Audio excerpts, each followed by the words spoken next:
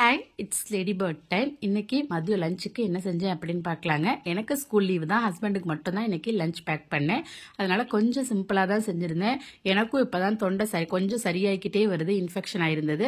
அதனால எதுவுமே காரமே சேர்க்க வேண்டாம் அப்படின்னு சொல்லி இன்னைக்கு நீர்ப்பூசணி இருந்தது. அதை கொஞ்சம் சிறுபருப்போ அது கூடவே துவரம் பருப்போ கலந்து போட்டு அப்படியே கொஞ்சம் தண்ணியாக சாத்தில் போட்டு அப்படியே ஊற்றி சாப்பிட்டுக்கிற மாதிரி கூட்டு மாதிரி செஞ்சாச்சு. அப்புறம் புடலங்காய் இருந்தது, அதை பொரியல் பண்ணியிருந்தேன்.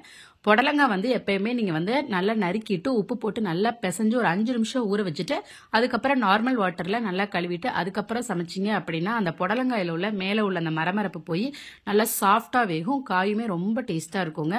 எங்கள் வீட்டில் சாதம் கம்மியாக தான் சாப்பிட்டு காய் நிறைய எடுத்துக்குவோம். அதனால சாதம் கம்மியாக தான் செய்வேன். எப்பயுமே காய் நிறைய செஞ்சிருந்தேன். மோஸ்ட்லி நம்ம ரைஸ் கம்மியாக எடுத்துட்டு காய் நிறைய சேர்த்துக்கும் போது அடுத்த ஒரு அரை மணி நேரத்திலே பசிக்க ஆரம்பிச்சிடும். அந்த டைமில் ஃப்ரூட்ஸோ இல்லை இந்த மாதிரி கிழங்கோ எடுத்துக்கிட்டா ரொம்ப நல்லது. தேங்க்யூ.